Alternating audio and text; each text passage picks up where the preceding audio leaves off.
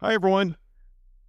Last week, I gave many reasons of why we shouldn't be worried about tomorrow. This week, I want to double down on the reason why we shouldn't sweat things that are out of our control. A client of mine just recently jumped out of a plane. Hearing her story was absolutely exhilarating. As I've reflected about people who have gained the courage to jump out of planes, I could only wonder if they are thinking what I'm thinking. What if the parachute malfunctions? What if the ripcord breaks? It's this one thought that is probably why I will never jump out of a plane. Fast forward, our friend Greg, who has been a reoccurring guest for the last year on this podcast, jumped out of the proverbial career plane about a year ago. He stepped away from his job, sold his house, sold his possessions, and went on a year-long adventurous sabbatical with his family. It's been a year of free-falling. And he pulled the string to his parachute, and he has landed safely on his feet. He's alive. The parachute worked. Everything he could have ever imagined has come to fruition. Greg's parachute was a plan put into action. He moved forward with extreme confidence that everything would work out without the worry of a parachute malfunction. He threw away the worries of tomorrow and made a step-by-step plan to make the leap. It's easy to look down from the airplane doors from 15,000 feet up and say, not yet, not this season, or I'm going to wait until the plane is on the ground to jump out. But part of putting excuses to not jumping is typically about the fear of tomorrow. This episode echoes previous interviews with Greg that magnifies his free spirit and his wise soul. He is fearless, and now Greg is inspiring others to also live fearlessly. We recorded this conversation before the holidays, but his words of wisdom are evergreen. If you are burned out, sitting at a career crossroads, contemplating starting up that side gig, or if you just need a lengthy break from the grind to get your head straight, this episode is for you. You're in for a treat. We'll be right back.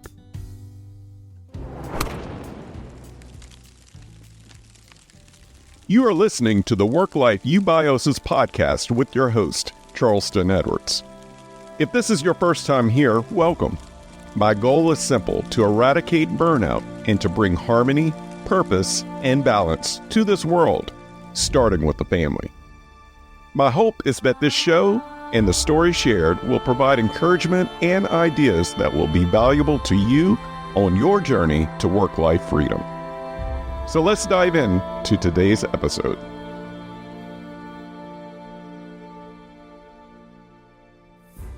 Greg, welcome back to the show. Hey, thanks for having me. Good to be back. It has been a full year since you hit the road for your 1-year sabbatical, your 1-year gap year. Tell us where you're at now, and out of the entire year, what has been your most memorable moment? Wow. So right now, we ended the adventure on, I think it was December 2nd or 3rd, we got back to Florida. So we were just short of 11 months, from when we left on January 7th. And today I am in Minnesota at my mom's house. I came back early than the rest of the family. Will be here for Christmas, but spend some time. Bought a one-way ticket, so don't know how long I'm staying, to spend some time with my mom and catch up with my siblings and some friends too, but mostly to spend some time here with my mom. So it is for the first time. I can't remember the last day I went like, wow, today is a really cold day. Like, we didn't really have that. We were very fortunate along the trip to have some mostly magnificent weather, but it was 35 below wind chill here on Saturday. It's warm today at 15. But I would say, I don't even know if I could pick out one most memorable moment along the trip. It was, it was a constant reminder of how blessed I was and we were to be, on that journey, and one, to be able to do it in the first place. And, I think some of the most memorable moments weren't necessarily the places that we were, but one of the most intriguing or the coolest things along the way was just meeting the people that were, camping next door to us or a couple campers down or whatever, and kind of hearing their story. And it ranged from, somebody just on a weekend camping trip to a lot of folks just like us who were taking some time off or had retired or whatever, and we're traveling the country. And, I don't know if any of those people, I have numbers saved, maybe a few of them, and probably will never talk to them again.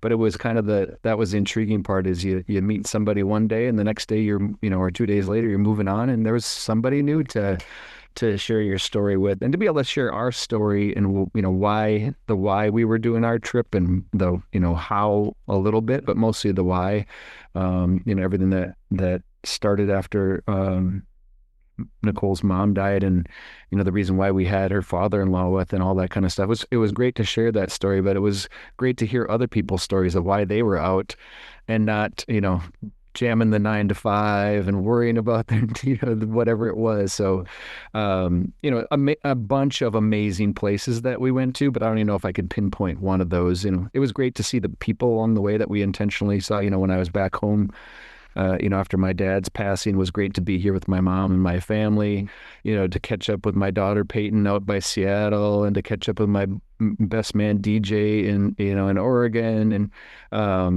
and then to catch up with my other two kids, Grady and Emma, in Nashville over Thanksgiving. Those are probably the most memorable things. I was catching up with the people that I do. So long answer, but so many great spots that I don't know that I could pick one memorable spot for the location. It was more about the people around, whether it was family or whether it was, like I said, the people you just met 5 minutes before and spent a night at a campfire with them. That's an amazing story. And I follow you on Facebook, and I've seen the thousands and thousands of photos. So I can understand the answer that there's not going to be one specific location. The entire experience was amazing. And I love how you tied it back to the storytelling and meeting people, but also getting back to the why. Your goals was not just to see all parts of this country and not just to catch up with old friends and family, but it was to not miss out on something that most people save until after retirement. You wanted to build and cherish memories for today, not 15 years from now. Do you feel like you accomplished that? Oh yeah, absolutely. I mean, that's one of the interesting things about meeting a lot of people along the way. The majority of them, I would say, were retirement age, if we want to put that up there with it. And again, a lot of them, happy and healthy and able to do a lot of things they want to do, but also some folks that were not as physically healthy as, they would have wanted to be to do a lot of things. And it was interesting. It led to a lot of opportunities to just do little stuff for folks who are maybe a little bit older or had some type of physical, incapability or whatever, to step in and say, hey, can I help? And then, you end up sitting down at a fire with them for 3 hours that night because you reached out a hand. So, no regrets on that, and really feel like, I'll look back at this someday when maybe my health isn't that great, or, something else happens in life where I go, wow, we're really glad we did that. I feel that way now. I feel like there's going to come a time in our lives where we're going to feel even more definitive about that. And again, I don't think I'll ever look back and go, wow, I really regret having done that. So yeah, it was everything that we imagined it could be and more. Got to experience so many things, and that we've talked about before. 95% of the places that we went to, we'd never been to before. So that was so cool to see, one, just how beautiful our country is. And it's great for people who want to go, to Central America or go to Europe or whatever, God bless them. But it also reminded me that we have a vast and beautiful country and filled with some beautiful people here to meet and see. So it was a good reminder of that. And, we ended up going to 25 states and 2 provinces in Canada. So we still got 25 5 more to hit. All right. Is this Maybe foreshadowing? well, we'll see. That's it's been the conversation, but to go to I think we went to every state west of the Mississippi besides Kansas and Nevada, maybe Iowa, I guess if you consider Iowa west of the Mississippi. But again, a lot of those places we had never been to, and the experience we had in Canada that we talked about one time on the podcast was amazing. So yeah, it's I don't know if we had an estimate, but when we got back, we were a little over 31,000 miles, which 31,000. Jeez. if you think about that, it's like you could go back and forth to Washington, the farthest place away, probably whatever, 5, 6 times back and forth and back and forth. But yeah, and about half of those miles were, we were attached or pulling the camper. So we're going from one spot to the other. But I think the 16,000 miles unhooked was even more of the story about that's a lot of miles to put on, but it's so many different places that we ventured to from, if we're stationed in one spot for 3, 4 days at a campground, sometimes we were driving 20 minutes to something cool. And sometimes we were driving an hour and a half into a different national park and things like that. So yeah, I don't think I imagined we'd put on 31,000 miles, but that's what we ended up with. Wow, that's crazy. Yeah. You just mentioned Washington. I know you have family there, and I know they're going through some catastrophes with the rain and the floods. Is everyone okay? Yeah, yeah. Yeah, everybody's fine. Thanks for asking. Our daughter's right in Seattle, and they haven't gotten the brunt of that flooding, but it's one of those things where again, we feel so fortunate. It's just pure dumb luck because we didn't plan around, seasons and things like that necessarily. But like everywhere we left, there was that weather, whatever it was. In Canada, there was snow. When we're in Wyoming, like in Yellowstone, I believe, maybe Yosemite or both. 2 days after we left, they got dumped on with snow. But when we were there, it was beautiful.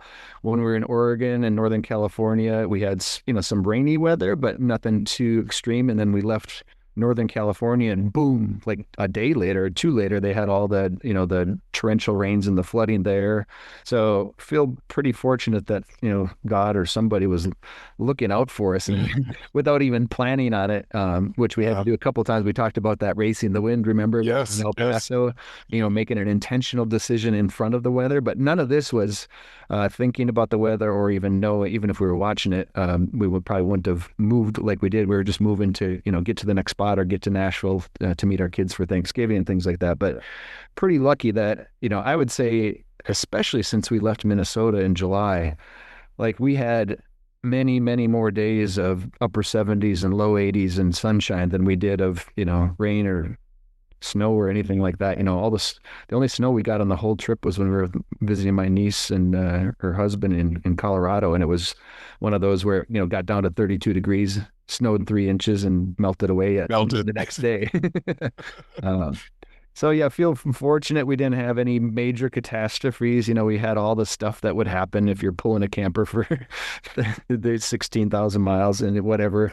But all small stuff that we were able to take care of. Some problems with the truck that were fortunately covered under warranty and things like that. But, overall to do 11 months of the traveling and put the miles on that we did, nothing major for our, the truck or the camper, nothing major for any of us really health-wise that we had to worry about or anything. So again, feel very blessed that we got through 11 months of just enjoying some great weather, some great scenery, meeting some great folks, and, seeing lots of places we'd never seen before. So any place you wish you would have stayed at longer? Yeah, I think we talked about this before too, but Southern Utah was really, I think, one of all of our favorites. And when that was on the early parts of it in March on our way back to Minnesota for the summer, we just kind of had planned back to back to back days in all those national parks there, which, I would encourage anybody to go check out. I think I remember telling you, like, we'd go one day and be like, this is the coolest thing we've ever seen in Bryce Canyon. And then we'd go to Zion and be like, well, this is even cooler than that. And we go to the Arches and be like, well, that's amazing. So I wish, and we had talked a little bit when we were in Washington about maybe swinging back through Southern Utah. It just didn't work out that way with the timing and everything and getting to Nashville for Thanksgiving. But Southern Utah, I definitely would go back and spend more time in Montana and Wyoming, even though we spent, a week, maybe 8, 9 days in that area going to, Yellowstone Glacier and Teton, which is another one of our favorite spots. I definitely would go back and spend some more time in those spots, and definitely would go back and spend more time in Canada, even though we were up there for 10, 12 days or something like that. But, um, kind of the rest of the way back after we left Oregon, and my buddy DJ was really about getting to Nashville, which was kind of a strange feeling because before it was just about getting to wherever we wanted to go to next. Right, And right. that's obviously we wanted to get there to be with our kids for Thanksgiving week, but it was more of a, I don't want to say a rush, but we felt like we couldn't spend 2, 3, 4 days in anyone's spot along the way because we had like, I can't remember what it was, but it was like all of a sudden we're like, well, it's 12 days until we need to be in Nashville and we're in California. We better get a move on. So it was a lot of spending 1 or 2 nights at spots where normally we would have spent 2 or 3 or sometimes 4, and a lot of unhooking and setting up and hooking and getting ready to go to the next spot. Then, which isn't the most enjoyable part about being on the road, but just the necessity with it. So, um, but yeah, it was, again, no regrets on anything. And there's probably some spots that we wish we would have got to and spent more time, like Santa Fe. We only ended up spending a couple hours there on our way back. But there's spots that we didn't get to. That'll be spots that we say someday, let's go back, whether that's, pulling the camper and spending the time like that, or just flying to somewhere we've never been to before either. Yeah. You you mentioned I'm going to quote it, getting to Nashville. This was probably the one of very few times on your trip that you actually had to get to some place by a certain time. For the last 11 months or 11 plus months, you weren't governed by a schedule or a timeline. There was a lot of freedom to this entire adventure. Can you speak a little bit to your mindset now of um, getting back to reality, as some people would say? Is there a plan to get back to a reality of um, what the profession may look like, what that may look like for you to get back into a more organized workflow that's more governed by time? Or are you leaning towards doing part B of the other 25 states in 2026? Yeah, so let me start with the second part. So I would love to say, yeah, let's do 2026 and do part B. With what we set aside and what we kind of set aside a chunk of money from selling our house and things like that, that all worked out kind of as we planned, pretty close to that.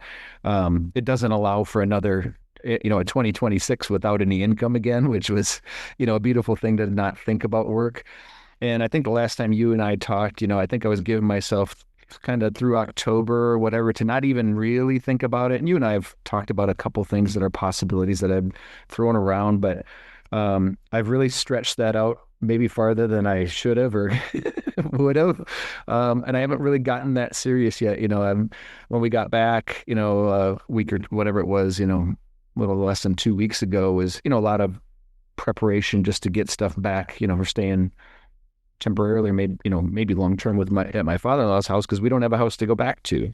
So, having some time here with my mom, and not a ton of stuff planned. The purpose of coming back to is mostly to spend time with her. I'm, going to go see some friends and things like that. But I'll have some time, during the coming days here before the holidays to really start thinking about, what's next. But I feel both fortunate that I can still say that and not have to be concerned about it. When am I going to get a paycheck next week? But also a little bit feeling of being lost and not having, we always had that on the road. We always had like, where are we going next was our biggest question to ask ourselves. Well, it's like, well, now we're not going anywhere. And now that's really transformed to, well, where am I going next, professionally or, to earn income and things like that. So haven't done a lot of thinking about it yet. I know what I don't want to do is, get back into the grind. I want to own my 5 to 9, no matter what I'm doing. And hopefully not, in a perfect world, not have a 9 to 5 again. But who knows? But really haven't gotten too in depth or too far down into that conversation with myself or thinking about what is actually next. But that'll have to come soon here. Well, I know when we're not recording, the two of us are going to be talking about more about that. Yeah. But I do want to go back because I think part of what we have seen and continue to see is people that have followed along and know your story.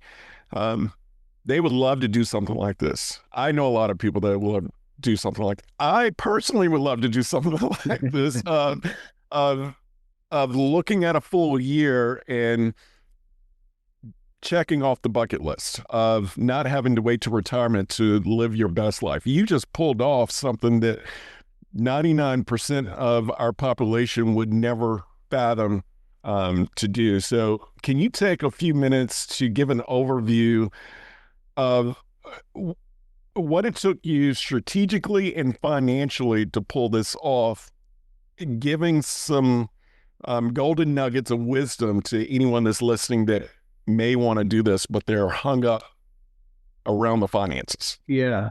Well, and you and I have talked about that, off air of too. Is that something that I can and maybe should do? Is consult folks on how to do that, and you and I kind of joked about, well, what is that worth to someone? And then I know you and I are going to have a conversation at zero charge of how can I help you think about it? But I guess strategically and financially, those things go hand in hand. But I think what trumped all that is exactly what you said, right? Like, most people might say, I wish I could do that, or I'm going to do that someday. And for Nicole and I, it was really about saying, why not now, which we've talked about, and the financial part obviously played into that. And, I realized that everybody can't do what we do and say, hey, we've been in this house for 10 years. We have a decent amount of equity. Let's, one, we paid off everything we owed to anybody, which wasn't a bunch other than paying off our house because we've never been stuffed people. So we didn't have a car to pay off and things like that. But it was thinking about what would it actually mean to sell our house, have that equity to, one, be able to pay the stuff off that we did have, one, and two, fund, 11 months of gas and food and camping and, enjoying life. And then looking at, well, what does that mean after, this 11 months, and what do we have left, and what does that afford us for time, and what does it mean long term? I've been very careful not to get back into this mindset of, well, what does that mean? If we'd have taken all the equity in our house and just invested that and sat home and did nothing and spent no money, we'd be in a better spot to think about retirement age, or whatever. But again, that was all part of the conversation about what we're willing to do. And again, for us, it goes back to wanting to do it while we were healthy and capable and physically and mentally in a spot. Yeah. And then the financial part for us was just about really putting pencil to paper and saying, what does this mean for us?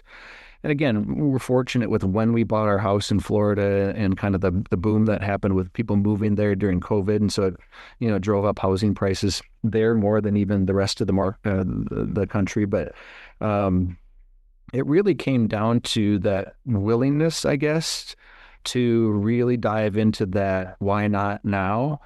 And rather than think about it as a what if, or what does it mean for us when we're 65 or regular retirement age or whatever, it was really about, well, how do we make this happen and be able to spend this amount of money, which we set aside, and still be okay with that, with both, what we have left over and still, staying in the market and, compounding interest and things like that, all that you wanted to do. But really it was about embracing the why not now and figuring out a way to make it happen rather than thinking about a way of it can't happen. So part of it, I think the strategic part was, some reality of numbers. But for us, I think it was really a mindset about, how do we make it happen, and don't get in the mindset of, well, what is that going to wreck for us, now that I'm 54, 11 years from now or whatever, 13 years from now or whatever regular retirement would be and things like that. So, I think the strategy and the finance all blended together. It wasn't like two separate mindsets or modes. And for everybody that's different. And that's part of what you and I talked about. Well, why don't you do that for an income then, is help folks through because you can't just write a book and say, here's how you do it. I can't write a book for what I did and say, here, do this. It might not fit for you with your finances or where you are with your kids and where you're at with your career and things like that. But if you take the time and sit down with folks, I think having gone through the experience of both doing the strategy and the financial part, it's something I'm really curious about possibly doing, is walking folks through. And really, I think the first step in that is getting folks into why not now, and how can you make it happen, versus the fear of, or getting locked into the stuff that, you talk about with owning your 5 to 9, right? Like, who says you should retire at 60? Whoever made that part of it. And I realize there's health insurance and things that go along with that, but to me, it's more about a mentality of, how can we make it happen versus fearing what might happen if you do it. And the other thing I'd say too is, it doesn't have to be a year. It could be somebody stepping away and, getting off the burning ladder for 3 months or 6 months just to take a mental break for themselves and be ready for what's next, even if they're going to go back into another burning ladder situation. Yes. So I think that, again, that's different for everybody based on their finances and where they're at with things and what they're willing to do. And for some folks, that might mean they can say to their employer, hey, I'm going to take 3 months, if they're fortunate enough to do that, and come back to it if that's what they want. But again, a lot of folks who are trying to get off the burning ladder, I don't think that that's the right solution for a lot of folks. So long answer to your question, but I think it's, the mindset is the number one thing, and figuring out a way to make it happen that still makes sense for folks, strategically and financially for the rest of their lives they're going to live. But who knows if we're going to be around when we're 65. So again, no regrets from us for having done it. Well, thank you for giving us a preview of how you're thinking. There's obviously some clarity on what to prioritize right now, and you and your wife sat down together, put pen to paper, and made a decision that was good for your household.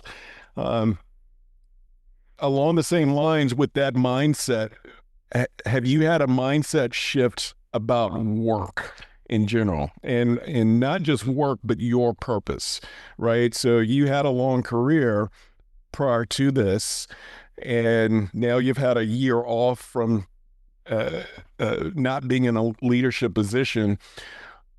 What would you say about your mindset shift on how you view work and your purpose in it moving forward? Yeah, I don't think it's changed. If you think about, I've been fortunate for, almost 6 years with Campfire, and then 11 total years with Big Brothers Big Sisters, both at the local level and the national level. But I always felt blessed that I woke up every morning and had a purpose, right? Especially at the local level, it was, I got to get up and either raise some funds or find some mentors or whatever, because there's kids on the waiting list who need a big brother, big sister. And then at the national level, it was, I got to do whatever I can to help these local agencies be good or better at what they're doing, and how do I help them do that? And, at Campfire, it was, helping to get out of a rough financial situation and, righting the ship again, and then moving forward and doing a lot of the things we did that were transformative. But there was always a purpose, because there was, in both those cases, there's kids who would suffer if I didn't do what I did. There's more kids to get mentors and more kids to get out and explore the outdoors. So that part, I don't think will change for me. There's somebody could call me up right now and offer me $500,000 to do, I can't even, whatever. But if it wouldn't get me excited to get up in the morning, I wouldn't do it. Or maybe I'd do it really, really short term to solidify financials again. But to me, there's got to be a reason for it. And again, if you think about what we talked about, if I did go into consulting folks on how to do, take a gap year or take part of a gap year, there's a purpose behind that, right? Like, I'd be really driven by the idea of, how do I help this person individually be able to do this with their family or whatever their situation is. So no matter what, there's going to have to be something that drives me when I wake up every morning. And if there isn't that, I don't think I'll be able to do it very long, because it wouldn't be good for my own mental health to not have that purpose. I love that. You're definitely purpose driven. Can you give some insight, just taking your own model of how can someone realign to their purpose?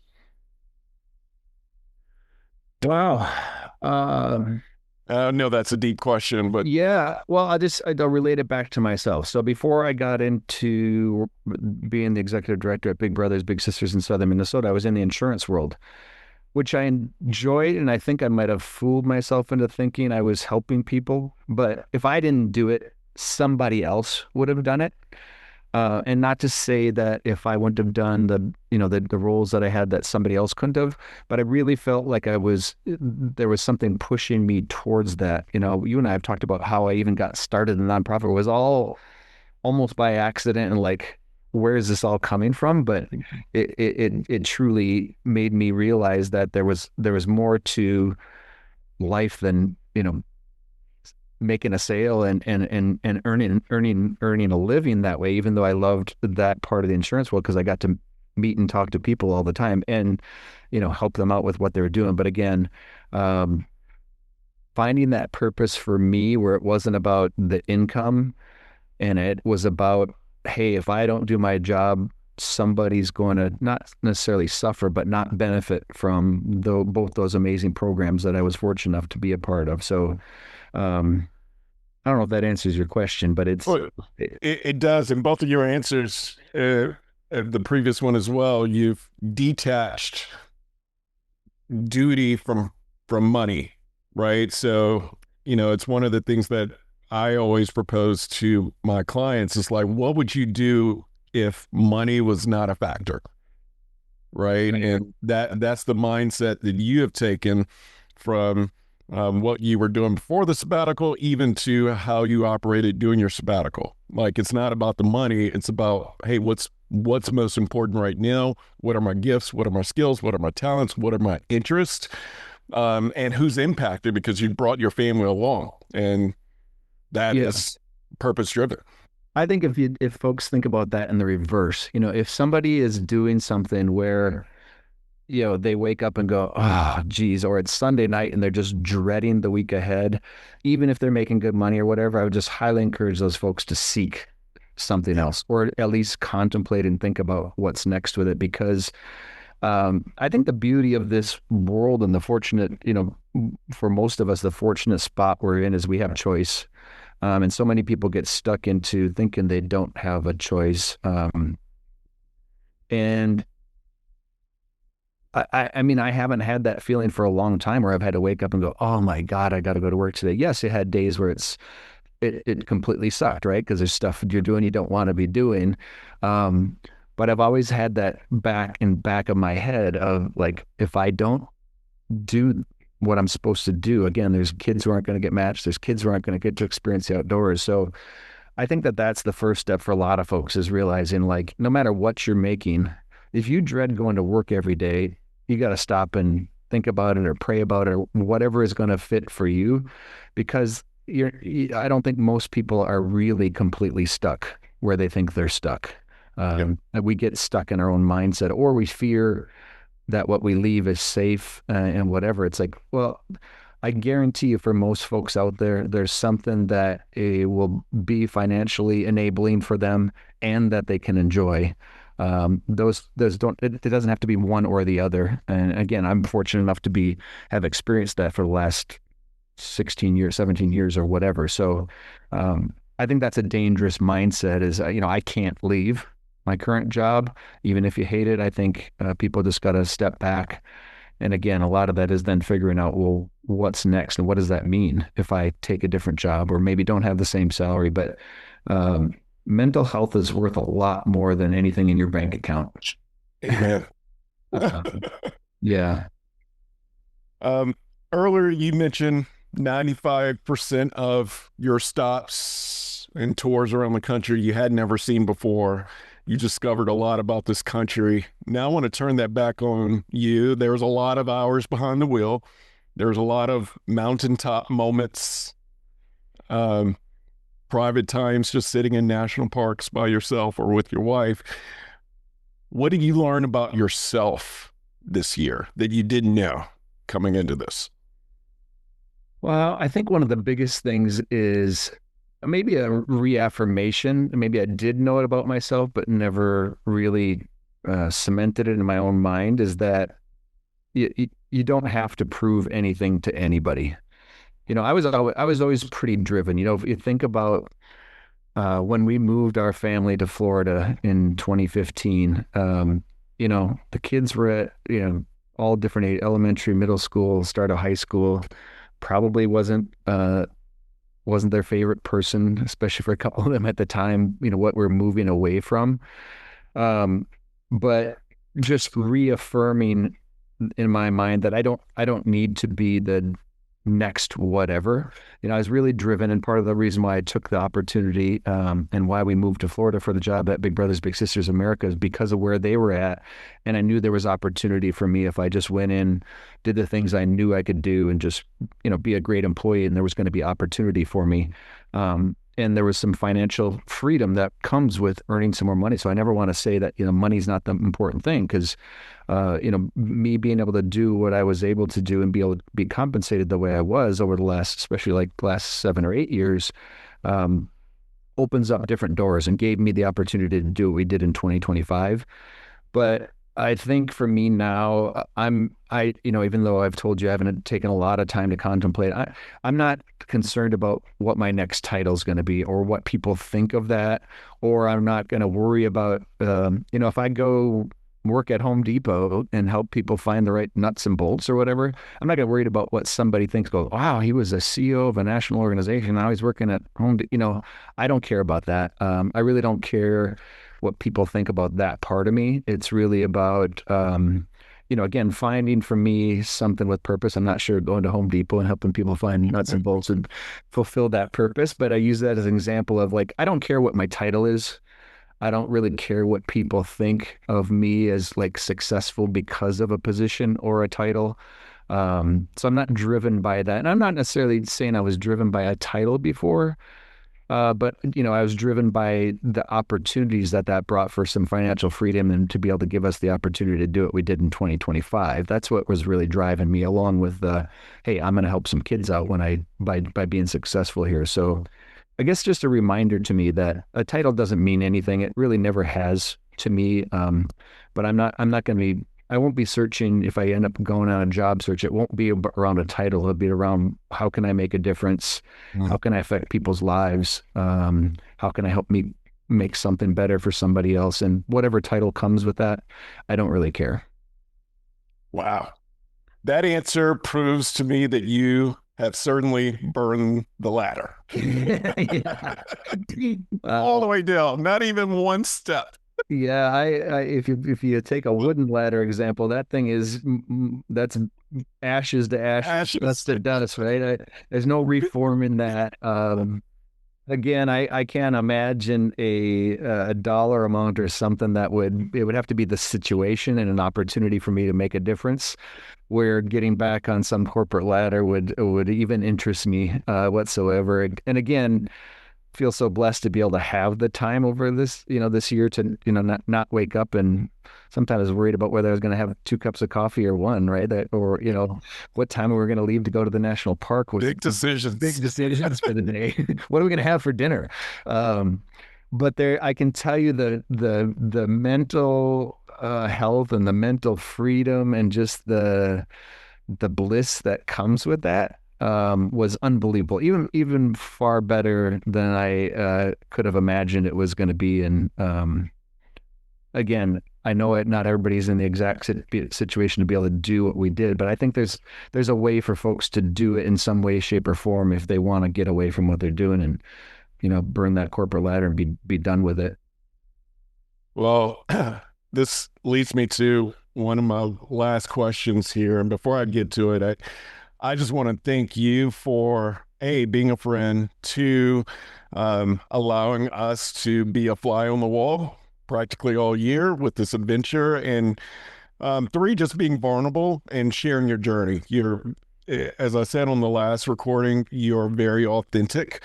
And that was one of the purposes that I wanted behind this, of people following you, of just seeing the authenticity behind you, even just speaking about your relationship with the ladder. It didn't matter.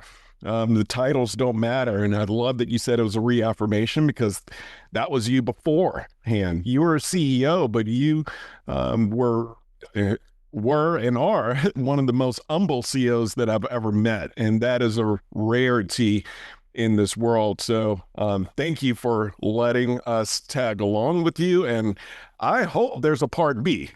Well, it's been my pleasure to have you tagging along. It's been, all the conversations we've had have all been good for me as reflection and, and grounding back into the, what you and I have talked about, what's tattooed on my arm of live simply, love generously, care deeply, speak kindly, and leave all the rest to God. And I really feel like 2025 was just an encapsule of all that. Especially with a lot of the stuff we did, because it wasn't about what it cost or anything like that. We did a lot of stuff that was free.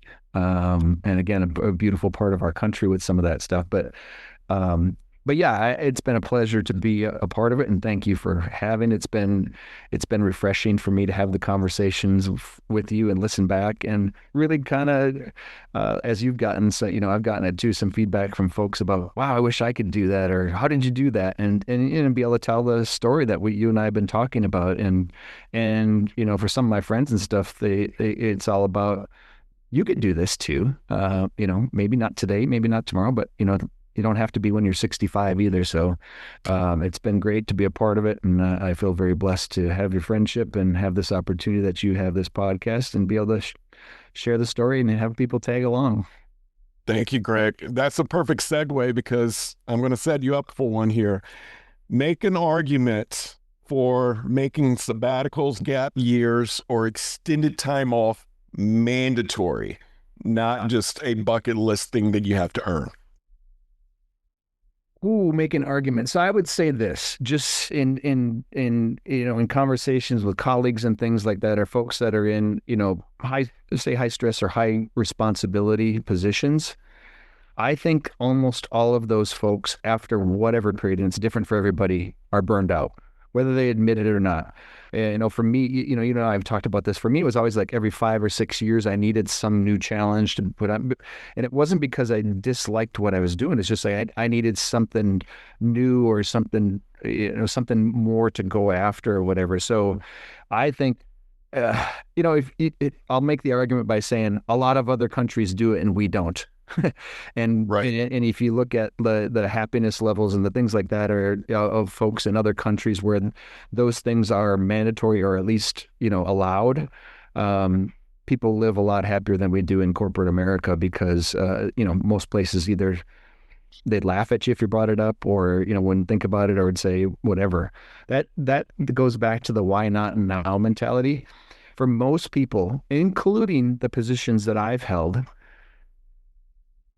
if I would have passed away while I was doing any of them, they would have posted the position within a week and hired somebody within a month or two, right? Not to say they wouldn't be like, hey, Greg did a great job. It doesn't matter.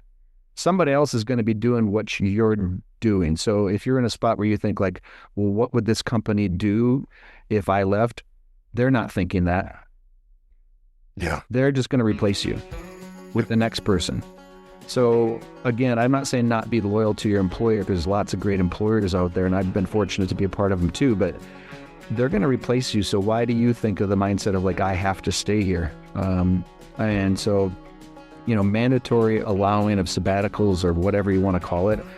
I don't know that we'll ever get there as a country, but I think it'd be great for the employers, and certainly beneficial for the employees if they're able to do that, and if they wanted to come back to be able to do that. Awesome. Greg, thank you. Thank you for being part of this. You are welcome to this platform anytime, and that's foreshadowing. You will be back.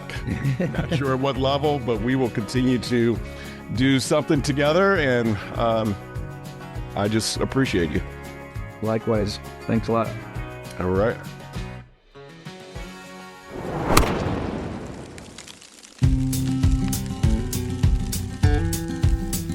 Thank you for listening to the Work-Life Eubiosis podcast, part of the Work-Life resources created by Own Your 5 to 9.